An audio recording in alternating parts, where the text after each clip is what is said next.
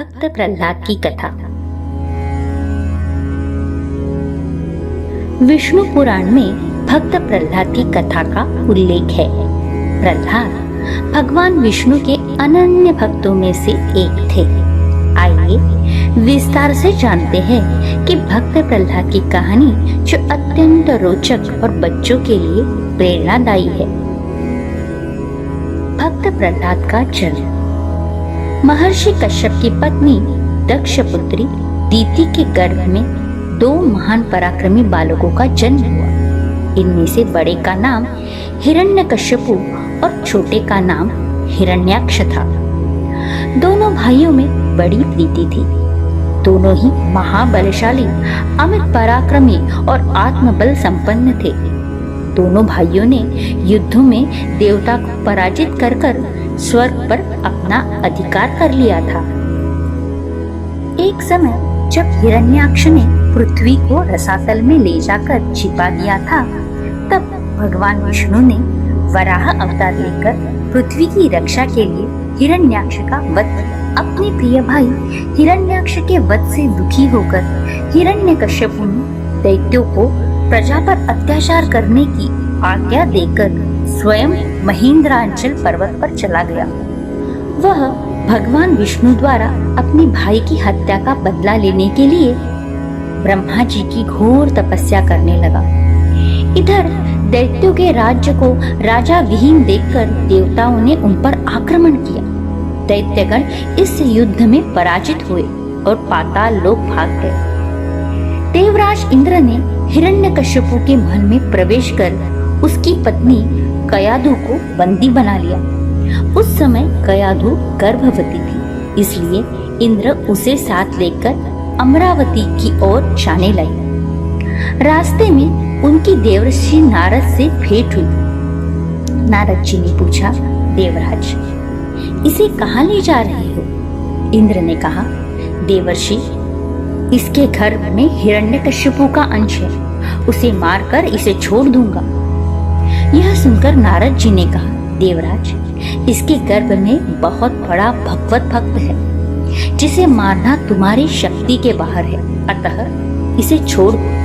नारद जी के कथन का मान रखते हुए इंद्र ने कयाधु को छोड़ दिया और अमरावती चले गए। नारद जी कयाधु को अपने आश्रम पर ले गए और उससे बोले, बेटी, तुम यहाँ आराम से रहो जब तक तुम्हारा पति अपनी तपस्या पूरी करके नहीं लौटता।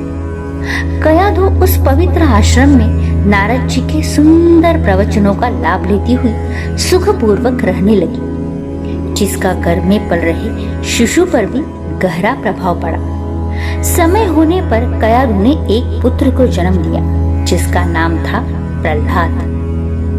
इधर हिरण्यकश्यपु की तपस्या पूरी हुई और वह ब्रह्मा जी से मन चाहा वरदान लेकर वापस अपनी राजधानी आ गया। कुछ समय के बाद कयाधु भी प्रहलाद को लेकर नारद जी के आश्रम से राजमहल में आ गए। जब प्रहलाद कुछ बड़े हुए तब हिरण्यकश्यपु ने उनकी शिक्षा की व्यवस्था की। प्रहलाद गुरु के सानिध्य में शिक्षा ग्रहण करने लगे। एक दिन हिरण्यकश्यपु अपने मंत्रियों के साथ सभा में बैठा हुआ था। उसी समय प्रहलाद अपने गुरु के साथ वहां गए। प्रहलाद को प्रणाम करते देख हिरण्यकश्यपु ने उसे अपनी गोद में बिठाकर दुलार किया और कहा, वत्स, तुमने अब तक अध्ययन में निरंतर तत्पर रहकर जो कुछ भी सीखा है, उसमें से कुछ अच्छी बातें सुनाओ। तब प्रहलाद बोले, पिताजी, मैंने अब तक जो कुछ सीखा है उसका सारांश मैं आपको सुनाता हूँ। जो आदि, मध्य और अंत से रहित, अजन्मा, वृद्धि, क्षय से शून्य और अच्युत है, समस्त कारणों के कारण तथा जगत की स्थिति और अंतकर्ता उन श्री हरि को मैं प्रथम प्रणाम करता हूँ। यह सुनकर दैत्यराज हिरण्यकश्यपु के नेत्र क्रोध से लाल हो उठे। उसने कांपते हुए होठों से प्रहलाद के गुरु से कहा, अरे दुर्बुद्धि ब्राह्मण, यह क्या? तूने मेरी अवज्ञा करके इस बालक को मेरे परम शत्रु की स्तुति से युक्त शिक्षा कैसे दी? गुरुजी ने कहा, दैत्यराज, आपको क्रोध के वशीभूत नहीं होना चाहिए। आपका पुत्र मेरी सिखाई हुई बात नहीं कह रहा है। हिरण्यकश्यपु बोला, बेटा प्रहलाद, बताओ तुमको यह शिक्षा किसने दी है? तुम्हारे गुरुजी कहते हैं कि मैंने तो इसे ऐसा उपदेश नहीं दिया है। प्रहलाद बोले, पिताजी, हृदय में स्थित भगवान विष्णु ही तो संपूर्ण जगत के उपदेशक है। उनको छोड़कर और कौन ऐसी शिक्षा मुझे दे सकता है, और कौन किसी को कुछ सिखा सकता है? हिरण्यकश्यपु बोला, अरे मूर्ख, जिस विष्णु की तू निशंक होकर स्तुति कर रहा है वह मेरे सामने कौन है? मेरे रहते हुए और कौन परमेश्वर कहा जा सकता है? फिर भी तू मौत के मुख में जाने की इच्छा से बार बार ऐसा बक रहा है। हिरण्यकश्यपु ने प्रहलाद को अनेकों प्रकार से समझाया, पर प्रहलाद के मन से श्री हरि के प्रति भक्ति और श्रद्धा भाव को वह कम नहीं कर पाया। तब अत्यंत क्रोधित होकर हिरण्यकश्यपु ने अपने सेवकों से कहा, अरे यह बड़ा दुरात्मा है, इसको मार डालो। अब इसके जीने से कोई लाभ नहीं है, क्योंकि यह शत्रु प्रेमी तो अपने कुल का ही नाश करने पे तुला हुआ है और इसी के लिए वो यहाँ आया है। हिरण्यकश्यपु की आज्ञा पाकर उसके सैनिकों ने प्रहलाद को अनेकों प्रकार से मारने की चेष्टा की, पर उनके सभी प्रयास श्री हरि की कृपा से असफल हो जाते थे। उन सैनिकों ने प्रहलाद पर अनेक प्रकार के अस्त्रों शस्त्रों से आघात किया, पर प्रहलाद को कुछ भी नहीं हुआ। उन्होंने प्रहलाद के हाथ पैर बांधकर उसे समुद्र में फेंक दिया, फिर भी प्रहलाद बच गए। उन सब ने प्रहलाद को अनेकों विषैले सांपों से डसवाया और पर्वत शिखर से गिराया, पर भगवत कृपा से प्रहलाद को कुछ भी नहीं हुआ। रसइयों के द्वारा विष मिलाकर भोजन देने पर भी प्रहलाद उसे बचा गया। जब प्रहलाद को मारने के सब प्रकार के प्रयास विफल हो गए, तब हिरण्यकश्यपु के पुरोहितों ने अग्निशिखा के समान प्रज्वलित शरीर वाली कृत्या उत्पन्न कर दी। उस अति भयंकरी कृत्या ने अपने पैरों से पृथ्वी को कंपित करते हुए वहां प्रकट होकर बड़े क्रोध से प्रहलाद जी की छाती में त्रिशूल से प्रहार किया, पर उस बालक के छाती में लगते ही वो तेजोमय त्रिशूल टूटकर नीचे गिर पड़ा।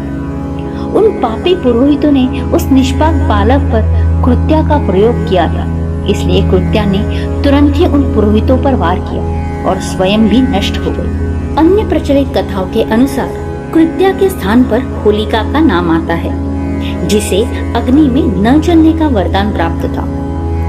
होलिका प्रहलाद को अपने गोद में लेकर हिरण्यकश्यपु के कहने पर अग्नि में प्रवेश कर गई, पर ईश्वर की कृपा से प्रहलाद को तो कुछ भी नहीं हुआ, लेकिन होलिका खुद जलकर भस्म हुई। हिरण्यकश्यपु के दूतों ने जब यह समाचार हिरण्यकश्यपु को सुनाया तो वह अत्यंत क्षुब्ध हुआ और उसने प्रहलाद को अपनी सभा में बुलवाया। हिरण्यकश्यपु ने प्रहलाद से कहा, रे दुष्ट, जिसके बल पर तू ऐसी बहकी बहकी बातें कर रहा है, तेरा वह ईश्वर कहाँ है?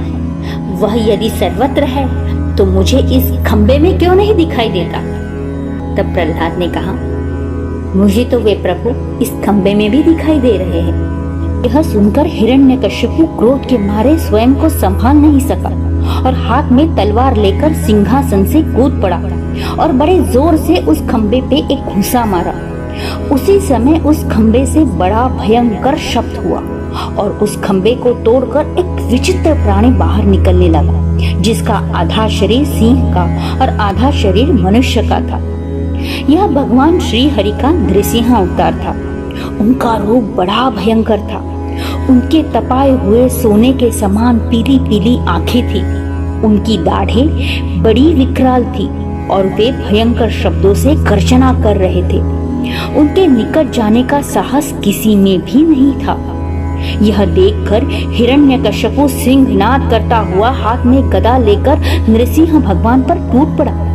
तब भगवान भी हिरण्यकश्यपु के साथ कुछ देर तक युद्ध लीला करते रहे और अंत में उसे झपट कर दबोच लिया और उस सभा के दरवाजे पर ले जाकर अपनी जांघों पर गिरा दिया और खेल ही खेल में अपनी नखों से उसके कलेजे को फाड़कर उसे पृथ्वी पे पटक दिया। फिर वहां उपस्थित अन्य असुरों और दैत्यों को खदेड़ खदेड़ कर मार डाला। उनका क्रोध बढ़ता ही जा रहा था। वे हिरण्यकश्यपु की ऊंची सिंहासन पर जाके विराजमान हो गए। उनकी क्रोधपूर्ण मुखाकृति को देखकर किसी को भी उनके निकट जाकर उनको प्रसन्न करने का साहस नहीं हो रहा था। हिरण्यकश्यपु की मृत्यु का समाचार सुनकर उस सभा में ब्रह्मा, इंद्र, शंकर, सभी देवगण, ऋषि, मुनि, सिद्ध, नाग, गंधर्व आदि पहुंच गए और थोड़ी दूरी पर स्थित होकर सभी ने अंजलि बांधकर भगवान की अलग अलग से स्तुति की। पर भगवान नृसिंह का क्रोध तो शांत होने का नाम नहीं ले रहा था। तब देवताओं ने माता लक्ष्मी को उनके निकट भेजा, पर भगवान के उग्र रूप को देखकर वे भी भयभीत हो गई। तब ब्रह्मा जी ने प्रहलाद से कहा, बेटा, तुम्हारे पिता पर ही तो भगवान क्रुद्ध थे, अब तुम ही जाकर उनको शांत करो। तब प्रहलाद भगवान के समीप जाकर हाथ जोड़कर साष्टांग भूमि पर लेट गए और उनकी स्तुति करने लगे। बालक प्रहलाद को अपने चरणों में पड़ा देखकर भगवान दयाद्र हो गए और उसे उठाकर गोद में बिठा लिया और प्रेम पूर्वक बोले, वत्स प्रहलाद, तुम्हारे जैसे एकांत प्रेमी भक्त को यद्यपि किसी वस्तु की अभिलाषा नहीं रहती, पर फिर भी तुम केवल एक मनवंतर तक मेरी प्रसन्नता के लिए इस लोक में दैत्याधिपति के समस्त भोग स्वीकार कर लो। भोग के द्वारा पुण्य कर्मों के फल और निष्काम पुण्य कर्मों के द्वारा पाप का नाश करते हुए समय पर शरीर का त्याग करके समस्त बंधनों से मुक्त होकर तुम मेरे पास आ जाओगे। देवलोक में भी लोग तुम्हारे विशुद्ध कीर्ति का गान करेंगे। यह कहकर भगवान नृसिंह वही अंतर्ध्यान हो गए। विष्णु पुराण में पराशर जी कहते हैं, भक्त प्रहलाद की कहानी को जो मनुष्य सुनता है उसके पाप शीघ्र ही नष्ट हो जाते हैं। पूर्णिमा, अमावस्या, अष्टमी और द्वादशी को इससे पढ़ने से मनुष्य को गोदान का फल मिलता है। जिस प्रकार भगवान ने प्रहलाद जी की सभी आपत्तियों से रक्षा की, उसी प्रकार वे सर्वदा सभी की रक्षा करते हैं और जो उनका चरित्र सुनता है उस पे अपनी कृपा दृष्टि रखते हैं। यह थी भक्त प्रहलाद की कहानी, विष्णु के परम भक्त की कहानी। भगवान विष्णु की कृपा हम सब पर बनी रहे, सभी संकटों से वे हमारा रक्षण करें, हम यही कामना करते हैं। विष्णवे नमः, विष्णवे नमः, विष्णवे नमः।